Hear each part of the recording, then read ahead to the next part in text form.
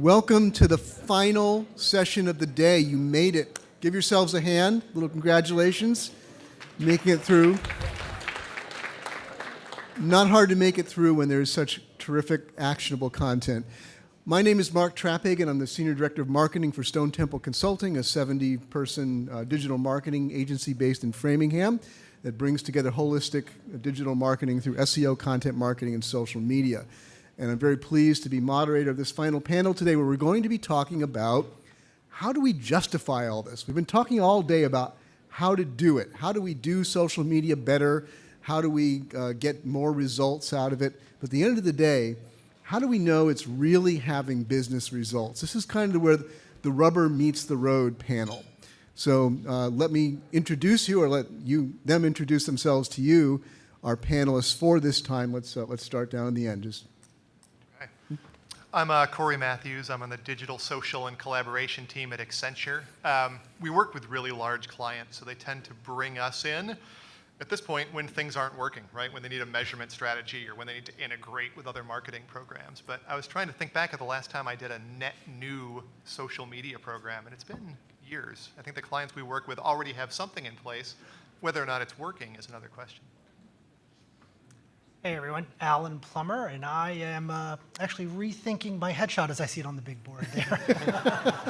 All jokes aside, so I'm with Vanguard down in Philadelphia, and I lead our social media and advertising efforts for our institutional business. Hi, my name is Tanya Donnelly, and I am the Global Social Media Director at a company called Schneider Electric. And Schneider Electric helps very large businesses and also even in your own personal homes manage your energy better, more efficient, with less CO2 over time. And what we are is 170,000 employees we have on a global scale, and we're a 26 billion euro company. So social has been a huge integral part of our organization. I started about 4.5 years ago. So we've had a lot of improvements in ROI from it. My name is Nick Pime, the co-founder and CEO of Liftmetrics. We're a ROI measurement and analytics platform. So we help brands understand exactly what they're getting back from all the activity that they're doing. And we're based in New York. We have a booth, and there's a chance to win a Amazon Echo, so drop your business card. And my name is Emmerich. I'm the co-founder and CEO of Agora Pulse, which is a social media management platform. You probably heard my pitch. I'm the only one from France here, I'm afraid. I'm more gearing towards small and medium, probably more medium businesses. So my whole obsession and passion is to try to help medium businesses get the most out of social media. Terrific. And the trendiest trenders in Social Tools Summit, did you say? Hi, I'm Vivian Liu from George P. Johnson. And I'm Ryan Connors from Century Bank. Thank you. Thanks very much, panelists and trenders. And here we go. Let's start general, and then we'll kind of work more specific. So going right to the heart of our matter here, panel, anybody throw in who wants to on this one. What does ROI for social media look like? If you had to give that a definition, you're pressed. What is ROI for social media? No one else is jumping in, I'll be the first brave soul. I'd actually like to take that question and flip it on its head. Okay. So I actually think that social media ROI is not just a social media issue, it's a marketing issue. So I think one of the things that we tend to forget as social media professionals is that we're all marketers at heart, and that social media is part of marketing. And I think the solution to the ROI question, no matter what your industry, no matter what your client base, whether you're B2C or B2B, it's about integration. Whatever that ROI looks like for you, and there's different ways to get at it, you have to be integrated with your other marketers. Otherwise, you will not be successful.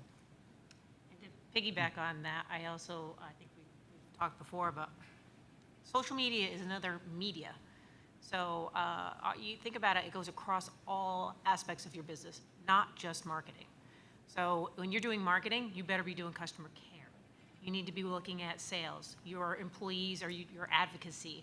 So I look at social media and I go, it's a media just like email. And so I always ask the question, what's your ROI on all the email that people do every single day in your organization? And no one can ever answer the question. So ask the question saying, what's the ROI of all that email that people do every day? Versus, what if we start to actually push some of that time and energy towards social engagement across all of our areas of our business processes inside our business? Yeah, piggyback on that one too. It doesn't work for French. I know. I know it does not, and the expression wouldn't make any sense to you, so I'm not going to say it in French. I would say, what's the ROI of your support team? I spend 20% of my revenue on support, and if I look at the ROI, there's zero ROI, measurable at least, as far as I know. The one thing I know, if I stop doing support tomorrow, my business will die. So there are things that you can look with a very ROI-focused look at, and some things that you have to look at with a more holistic view of things. I totally agree. Yeah, but it seems like even then you can start to quantify the value of transitioning social customer care to social, right? So you know how much each of your channels cost. It costs this much for an in-person visit, it costs this much over the phone, it costs this much via email.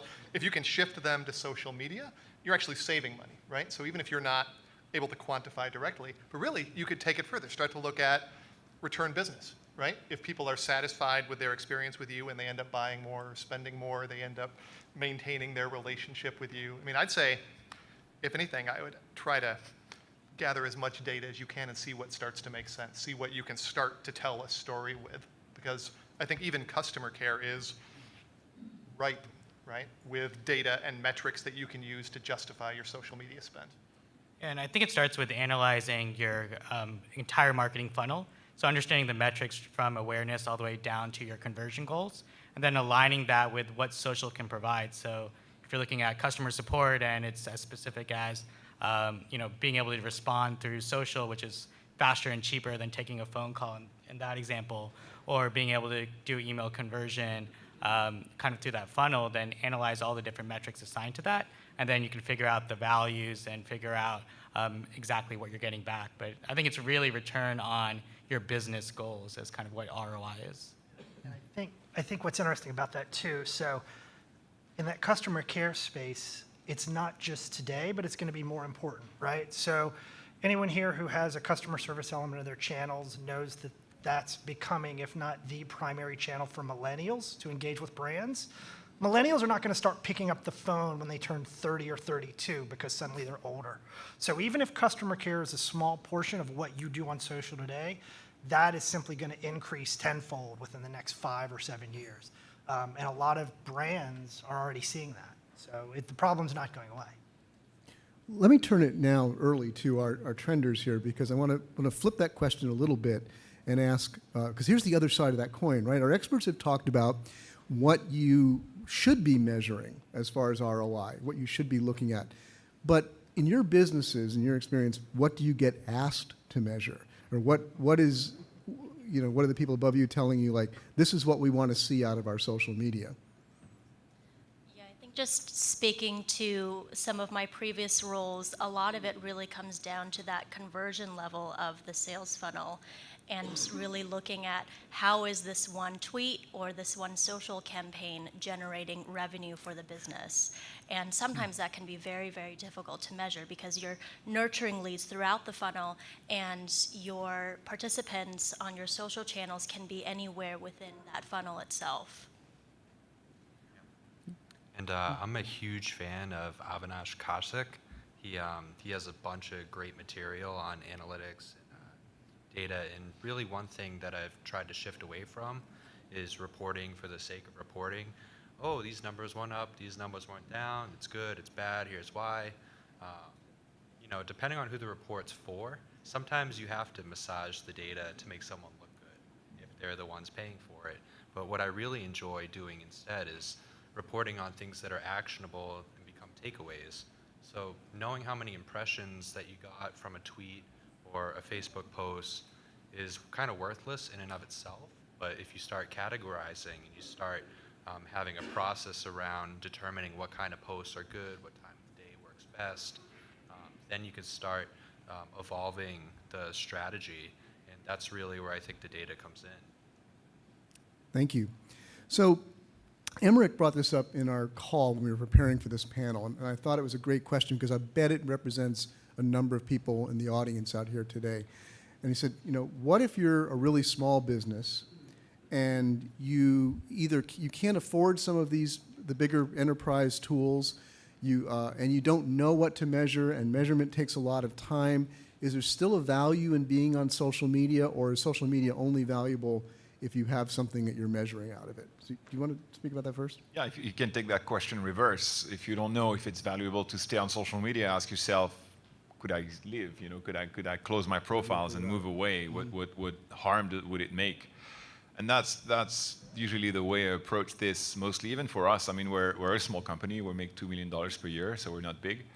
But I don't measure anything on social media, nothing. I don't even look at any kind of report ever. I just act on the fact that we cannot not be there for multiple reasons, customer care being the number one reason. The second reason, if we want to do Facebook ads, we have to have a page. If we don't have a page, we can't do ads properly. If we have a page and there's nothing on it, we look dumb. So we can't look dumb. Being a serious company, we have to look serious. And a small biz I'm advisor for, they have like 15 clients. They're very, very early, very small. And they're just getting their first clients. And they have a Twitter and a Facebook page, which sounds like overkill for such a young company. But 2 days ago, a guy wrote to them and says, "Are you still alive? I haven't seen any tweets on your account for 2 months." And I called my assistant and I said, "Okay, put some cute tweets there. I mean, it has to look alive." It's an insignificant fact, but it shows you that for some people, not being active on social is like a sign that you're dying. So all these are reasons that push you to be there, and even if you don't know why, at least you know you have to be there, and as soon as you have to be there, then you have to make some sense out of it. But I have faith into it, and I'm the boss, so I can decide let's be there because I'm the boss and I think it's the right thing to do. But I totally understand that in bigger companies, you can act on faith. You have to prove that it's a good idea. So it's probably a different topic when you work for bigger companies. So go ahead. So, Mark, if I could jump in. So, one of the things I think is interesting is we're talking a lot about customer care, which I think is great, but I also don't think that that's the be-all, end-all of social media. Again, I'm in the B2B space. I work with a lot of, our channels are reaching a lot of senior level executives, decision makers at large corporations. They are not going to air their dirty laundry on social media. They're not going to engage with us. But what we can do is make some of that atomized, digestible content easy to access outside of work. We've all talked about and acknowledged how hard it is to get people's attention during business hours, right?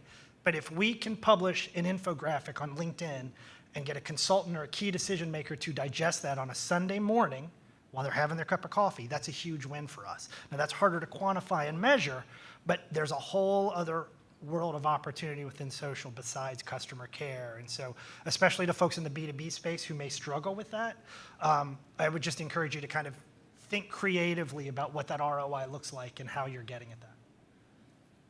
So, go ahead. Yeah, so the other way that I kind of think about it is that you think about social in really 3 phases. The first is credibility. So you have to exist on these different channels for someone to actually think that there's a business there, that you're open. Very similar to kind of a website. Then the next phase after that is, can social be an acquisition channel for you? So whatever your business objectives are, can it really drive value? And then from there, the next evolution is, well, how does that fit with your other marketing channels? So as you kind of think about it relative to search or email or direct response ads, can it really drive value? And as you kind of move up that value, that's how you think about spending more money against it. So the big brands that are spending millions and millions of dollars, they're really at that channel stage where they're saying, okay, let me move away from my TV commercials and put something behind social. And for small businesses, they're at that credibility stage where their biggest problem usually is around the content side, the content creation of, okay, we've never created social content before, and now we have to do that. How do we do it? It's time consuming, it's expensive. What's that process look like? Anyone else want to weigh in on that? Okay.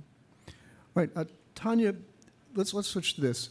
One of the problems, if we're talking about these tools that we want to use, how do you motivate your leadership to invest in the tools? Because the tools that are worth anything, especially if you're starting to get to the medium to larger size brand business, are going to be expensive.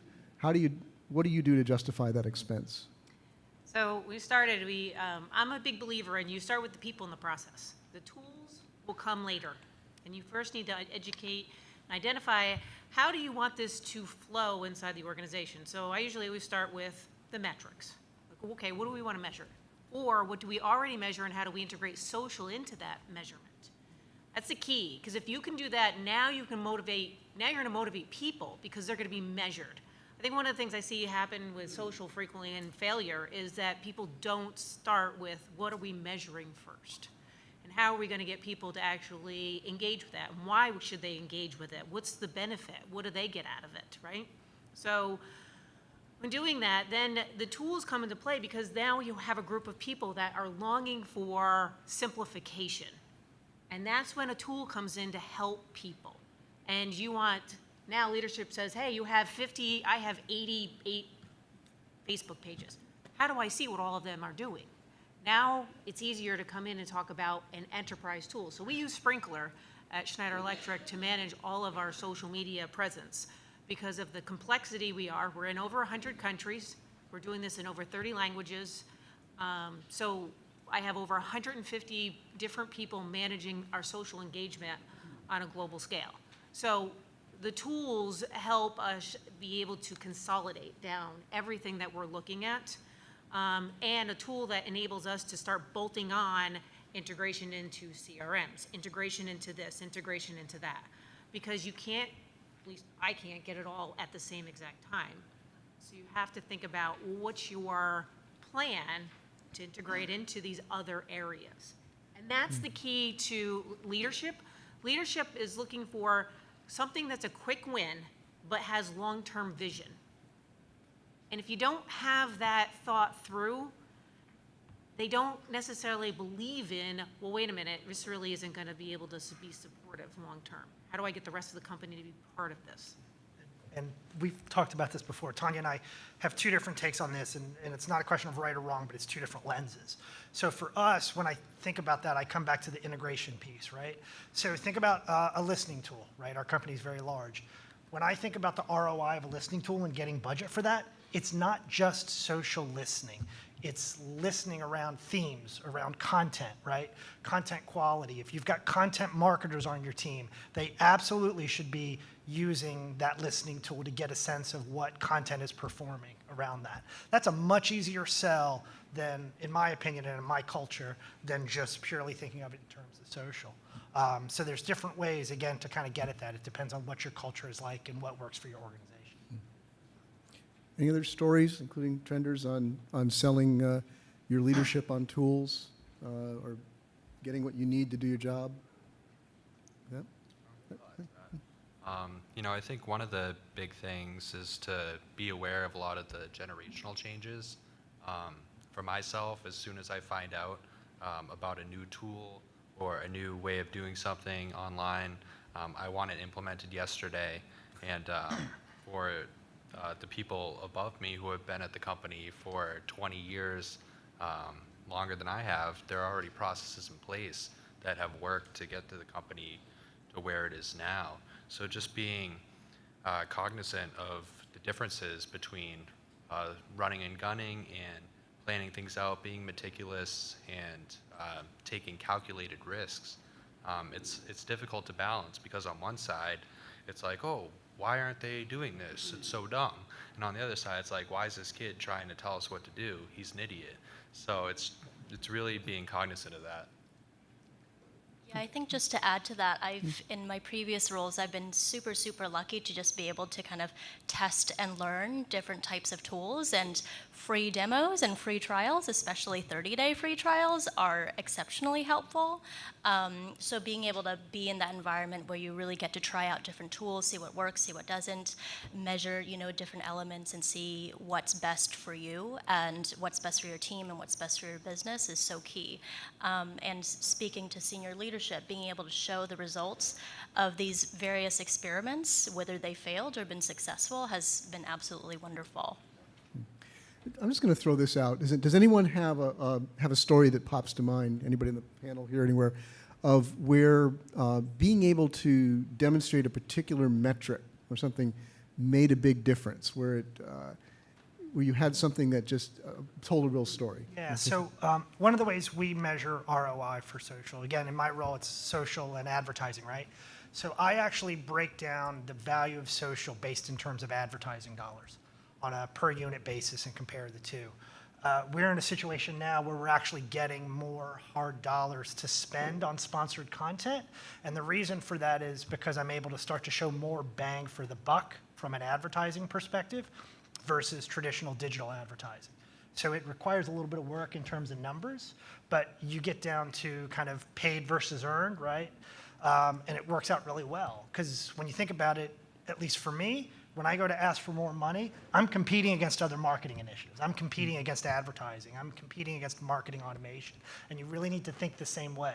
So don't be afraid to be a little competitive, especially if the numbers are in your favor, because it does make a difference. I think that's it calls it a trap that social media professionals fall into, right? We tend to see things through a social media lens, where the business sees things through a business lens. Right. So when you're talking to the business, think about what's actually important to the business. Is it improving sentiment? Is it conversion rate? Is it reaching a particular audience? Is it customer care? Right. And try to frame it in those terms. So I would almost spend more time listening to the business than trying to come up with that one magical KPI that's going to get everyone's attention. Figure out what makes the business tick and start from there. I'll throw in my own just quickly on that. And that, I found that experience when I was kind of thrown into the role of leading marketing in an organization, of trying to struggle to come up with, I had to figure out what the KPIs are, what the main things were. And it finally occurred to me to just sit down with the leadership in the company and ask, what matters to you? What do you want me to do as a marketer move? And I found out that some of those goals were different than the ones I was throwing KPIs at, so it changed the way I was doing that. Tanya, you had something? I just want to talk to experience, like going back to, ad money. I mean, one of the beautiful things about, Facebook is all the particular targeting that you can do. And I was able to convince some of we have a whole team that does advertisements and does ad buying for Schneider Electric. And convincing that team to say, hey, look, I'd like you to invest in some social ads was not an easy thing to do about 3 years ago, because people said, oh, you have to stay away from Facebook. That's not where the B2B people are. After convincing them, they did, oh, fine, I'll take $200 and put it on here and see how it did. It did it in Portugal. Somebody said, oh, we'll try it here. And within, certain nice thing about leveraging that particular business process, they knew how to do a call to action. They knew how to capture leads. They knew how to make sure it integrated into our lead capturing system so that it actually could measure it for a full customer journey. And what they do, they found out they had add $200, $200,000 deal came out of it. So that's the interesting thing. You can try small, very small amounts of money and using your marketing knowledge of how to target, how to do call to action, how to, track it from A to Z. You leverage that using social, and it's amazing what you can gain out of that, because you're not targeting just people who follow you. You're targeting the 1 or 2 billion people that are on Facebook when doing this. And it's a little win, right? So you start with that. Instead of going in and asking for the big open checkbook, you take your win where you can get it, and you get the bang for the buck. Right. So then you go back with the metrics, right, and the results. And then you say, okay, we got 200, now give me $1,000, or whatever that's going to be, right? Earn that seat at the table, earn that credibility so that people start to understand what you're bringing. And then campaign it inside the company. Yeah. Don't forget, you've got to campaign back, because you can do these wins, but you are an advocate inside your organization to teach everyone about how social can make an impact. They just don't know. Yeah, one of the things that we focus on is data storytelling. And so we have a publisher client. And when we first met them, their goals on social were like, shares, and comments, like many other people. But if you think about how a publisher makes money, it's really around the ad revenue that they're generating on their website. But they didn't really have the infrastructure to be able to kind of connect their social data to the website and understand really how that generated page views. So with our platform, they were actually able to put in an effective page CPM to say, okay, we know how much we're monetizing each of these page views, and then be able to understand how that content, how every single post on other social channels delivered against that. And then they were able to take that and start going and asking for budget as it related to paid. And now they knew exactly what kind of content they should be boosting And then they learned all different types of things that really, really helped them drive more value, ask for more budget. And then the conversation changed with leadership because it was no longer around likes, shares, and comments, which you'll quickly learn leadership hates. It was around, hey, this is how we're going to drive revenue and bottom line. Yeah, one last thing that's a low-hanging fruit. Everybody doing social media is probably having broken processes and broken way of doing things that are time-consuming and taking hours of their valuable time out of something else that they should be doing. So if you can demonstrate that, hey, boss, I work 8 hours a day, and out of those 8 hours, I do 3 hours of social media, something which I think could be down to 1 hour and 30 minutes. If you pay that tool like a couple of $100, you'll save me 1 hour and 30, which I can invest in that thing you've been asking me to do for the last 3 months and I was not able to tackle yet. That could be a quick win, because if you can demonstrate you're going to save time and be able to spend time on things that they think are more valuable than responding to a couple of tweets, that will probably make them willing to help. Let me turn to our trenders and ask you guys, is there anything that, having this group here right now, that you would just be burning to ask them, or that's just frustrating to you in what you do, that you wish you had an answer for, or even something that you've heard in the panel that you'd like to know more about? I know I'm kind of putting you on the spot, but is there? I really liked what you've been talking about in terms of having this holistic view of marketing that extends beyond social. What sort of advice would you give to other senior management team leaders across companies about how to take that approach and integrate it into their company's culture and fold into their overall business objectives? Yeah, thanks. It's a great question. I will say that we're not 100% there yet. We're moving the dial on that. Two things. One is be a cheerleader. I can't say that enough. I'm from the South. You guys have seen my tweets today. I'm pretty off the cuff. Don't be afraid to be that person out in front of the curtain. Get away from your desk. Don't sit in front of your publishing tool all day. Talk it up, explain to people, communicate, be that example, because I guarantee you have people within your culture who also get it. They're just not in the role, and they will support you. The other thing is just know that it takes time. For us, it's bit by bit, person by person. It's really hard to scale culture change like that. You have to get people to buy in, and that doesn't happen when you have a pre-recorded video that somebody watches. It happens through one-on-one interactions and people answering questions and really making them feel better about that shift. It does take time, but it happens. It is a change management. Yeah. This is one of the I've done a lot of different integrations with tools. I come from an IT background, so I've been working and integrating tools inside organizations for 20 years. This one is about people change management more than the tool integration and getting people comfortable with being transparent and sharing information on a large, broad medium. And I don't know about you, Tanya, but like even just last week, my boss was saying to me, why are we doing this? And my answer was pretty simple. It's like, if we don't, no one else in the company is going to, right? Like that's purely it. And that may be the case for you guys too. So. Ryan, any question you had? I'd be interested in hearing more about the management model for global companies. I mean, it can be hard enough for a local company to manage content, to manage roles and responsibilities. So when you extend that to multiple countries and languages, really what's the thinking behind that? Is it kind of top down? Is it more you have distinct units working as independently and then they all report up to the brand? How does that all work? Yeah, I mean, I'll start and you can. Yeah. So, again, what I started was, I started with a role. I didn't start with a job. I said the role that I'm trying to fill inside the organization, and none of these people report to me directly, is a local social media advocate role. I gave a description of what the role is and what was the overall objectives of the role. And then we have business unit social media managers as well. So then what happened is within each country we have marketing folks, we call them field marketing folks, and then some of them took on this responsibility. The nice thing about social, this is the first time I've ever experienced this, it's a carrot. People want to actually do this. They want to engage in it. It's not like doing, customer care, and now you have to go use Salesforce service. I mean, where a lot of people resisted that, and it took a lot more change management. I find this to be an easier change management situation.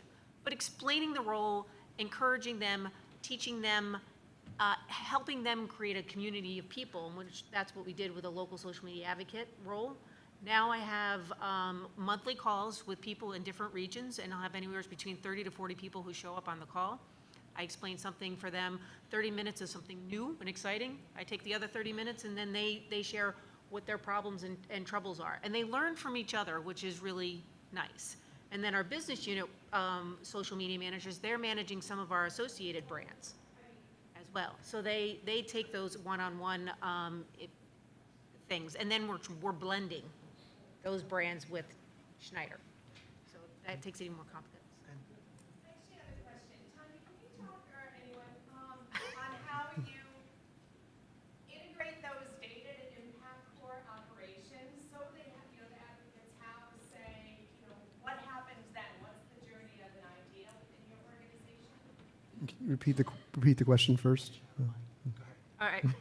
So the journey was, going out and explaining this I said, look, your goal is to be a social excellence center. And you're in marketing, but you're going to also work with customer care. You're going to work with HR. You're going to work with the sales people. You're going to work with your web people. I said, you're going to create a network and a committee within your region to work together. Because keep in mind, the customer doesn't care that you don't know anything about customer service or the products. They're coming in looking at the brand saying, help me with this, or they're saying, I like this. They don't care. You have to build your network out of people to have that as a community. And the nice thing about having a global tool like Sprinklr, we can actually say, hey, these people now can actually come in and they can be routed and workflow can happen. Customer facing doesn't see the behind the scenes. They just see the results. And so, back to Ryan, to your initial question really differently, because our structure is a little bit different. One, I think it's really interesting because absolutely, people raise their hand and volunteer to get into social media. We've got a team of 6, except for 2 folks. Everybody else has other responsibilities, but they raise their hand. They want to work in this space. You'd be surprised what asking people nicely would do, even in corporate environments. We're actually decentralized at Vanguard, so marketing is aligned with different business divisions throughout the company. Part of that is different social media teams. Quite honestly, we play nice. We have a governance council that meets once a month, and we communicate a lot. So again, it's back to that cheerleading spot. We all kind of work together. We're all accountable to our individual business lines, but we partner, and there's a handful of key stakeholders at each of the business lines who come together on a corporate oversight and kind of take things that way. And it works for us. Has to work within the right culture, but in the right space it can work. All right, I think it's a good juncture to jump out and see if we have any other questions out in the audience here. We have a microphone over here. Anyone have a question on business value, determining business value, ROI of social media? All right, while you're thinking of one, maybe I'll ask another one here to the panel. When we think of the things we're talking about, and we say the words like metrics, we say measurement, we immediately jump to numbers, right? And I think you alluded to this a little bit earlier. Are there other ways that we should be presenting the value of what we do? Thinking in terms of storytelling, kinds of things like that. What kind of ways do you show the value of your social media work that don't involve numbers? So one of the ways we do it, specifically in the B2B space, is around press coverage. So how many people here have a good relationship with their PR counterparts? Yeah, probably should be all of us, in my opinion. The reality is, social media, a lot of times, even beyond the metrics, you might have influencers following you who are in the media, who your company is part of their beat. And what you may not see until you really look under the hood and dig is that those individuals may see your content. They might not retweet it, they might not like it, they might not favor it, but it may influence a story that partners pretty well with the work that your PR group is doing. And you can get that kind of qualitative analysis, but it's not easy and it takes some legwork.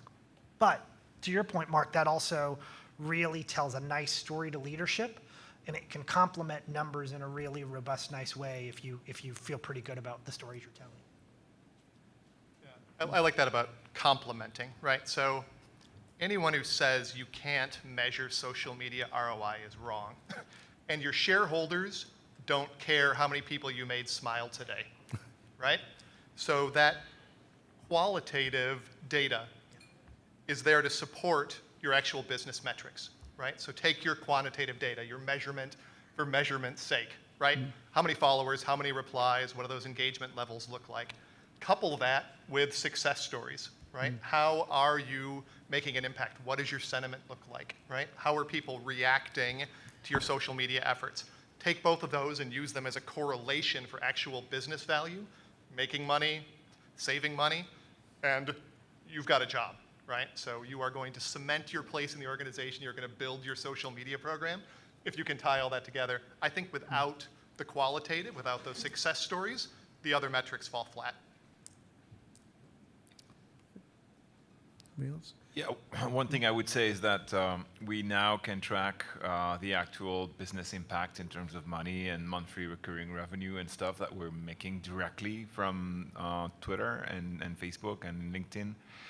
But it took us a week of web development cost that I was not ready to invest a couple of months ago to get that system in place. It's not, there's nothing out of the box that helps you measure that. You need to have pretty serious database and connection and do some custom work to get those metrics.